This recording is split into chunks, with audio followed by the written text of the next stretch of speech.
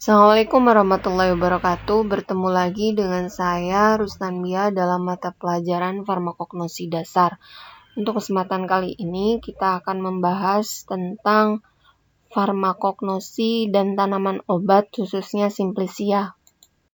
Tujuan pembelajarannya yaitu yang pertama untuk menjelaskan definisi farmakognosi, yang kedua menjelaskan sejarah dan perkembangan farmakognosi, yang ketiga menjelaskan hubungan antara farmakognosi dengan ilmu lainnya, yang keempat menerangkan tata nama Latin tanaman asal juga Simplicia, yang kelima menjabarkan tanaman obat yang mengandung isi berkhasiat, yang keenam menerangkan istilah yang ada hubungannya dengan kegunaan Simplicia dan nama penyakitnya. Farmakognosi itu berasal dari bahasa Yunani pharmakon, artinya obat, dan gnosis, artinya ilmu atau pengetahuan. Jadi, farmakognosi merupakan cabang ilmu pengetahuan yang mempelajari tentang obat.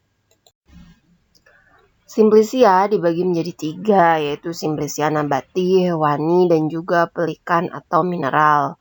Simplicia itu sendiri merupakan bahan alami yang bisa digunakan untuk obat, tetapi dia belum mengalami pengolahan apapun kecuali hanya dikeringkan. Simplicia nabati biasanya berasal dari tumbuhan, nanti akan kita bahas ya, mulai dari rizoma, radi, kortek, terus kemudian semen, dan yang lainnya. Simplicia hewani itu juga nanti akan kita bahas di kelas 11, yaitu contohnya yang berasal dari hewan, misalkan minyak ikan atau Oleum Yecoris aceli, Adip selane, kemudian madu, dan yang lainnya. Sedangkan Simplicia pelikan atau mineral, contohnya seperti Vaselin album atau Vaselin putih, Vaselin flavum atau Vaselin kuning, parafin solidum atau parafin padat, parafin liquidum atau parafin cair, serbuk seng, mangan, dan yang lainnya. Sejarah perkembangan farmakognosi yaitu dimulai dari tahun 2500 sebelum Masehi sampai abad sekarang, di mana dulu Simplicia hanya dimanfaatkan secara empiris atau turun-temurun, sedangkan di masa sekarang sudah mengalami perkembangan yang pesat sampai pada tahapan isolasi dan uji ada kualitatif maupun kuantitatif. Hubungan antara farmakognosi dengan ilmu lainnya yaitu misalkan kimia organik, biokimia, sintesis obat, kimia analisis, farmakologi, toksikologi, biofarmasetika, dan yang lainnya. Ruang lingkupnya itu tidak terbatas pada pengetahuan tentang Simplicia saja yang biasanya terdapat dalam farmakope, tetapi bisa lebih luas lagi dalam hal pemanfaatan bahan-bahan alam dari nabati, hewani, maupun mineral untuk perkembangan bentuk sediaan di bidang farmasi dan juga kesehatan. Sebetulnya tidak hanya pada bentuk sediaan ya, tetapi juga bisa berhubungan nantinya dengan aplikasinya, yaitu untuk pelayanan. Tata nama Latin tanaman. Pertama, terdiri dari 2 kata. Kata yang pertama nama genus, kata yang kedua petunjuk spesies. Yang kedua, nama ilmiah lengkap dari suatu tanaman biasanya terdiri dari nama Latin yang diikuti oleh nama penemunya.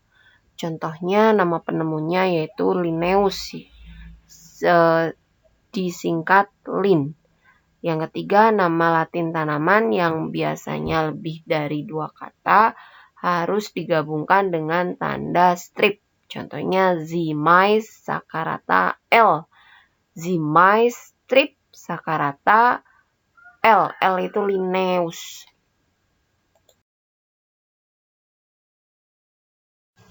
Tata nama Latin Simplicia itu dicontohkan ada 3.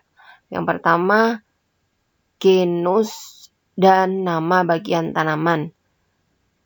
Synhonecortec. Synhone itu nama genus, cortec itu nama bagian tanaman. Yang kedua, petunjuk spesies dan nama bagian tanaman. Belladone herba. Belladone itu nama petunjuk spesies. Herba itu nama bagian tanaman. Yang ketiga, genus, petunjuk spesies, dan nama bagian tanaman. Contohnya, Curcume aeruginosa rhizoma. Curcume itu genus, aeruginosa itu petunjuk spesies, rhizoma itu nama bagian tanaman. Jadi pada penulisan tata nama Latin Simplicia itu menyebutkan nama genus, spesies yang diikuti oleh nama bagian tanaman yang digunakan. Bagian tanaman obat yang mengandung isi berkhasiat misalkan radik atau akar, kaulis atau batang, folium atau daun. Rizoma atau rimpang, gema itu kuncup bisa kuncup bunga ya. Tubera, umbi, bulbus, umbi lapis, flos, bunga, fruktus, buah, semen, biji, lignum, kayu, kortek, kulit kayu, pulpa, daging buah, herba. Herba itu seluruh tanaman yang tidak memiliki batang atau berkayu, yang dia biasanya tumbuhnya di atas permukaan tanah. Contohnya seperti mint, kemangi. Itu meskipun folium tapi dia termasuk herba.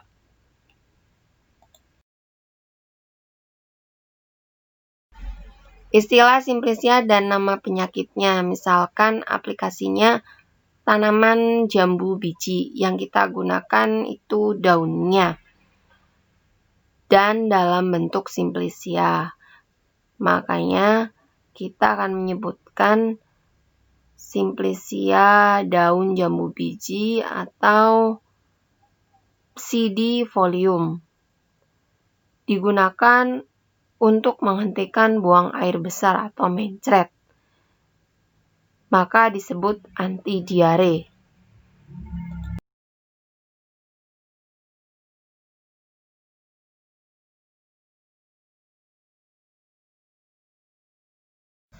Sekian materi untuk pertemuan kali ini. Terima kasih. Wassalamualaikum warahmatullahi wabarakatuh.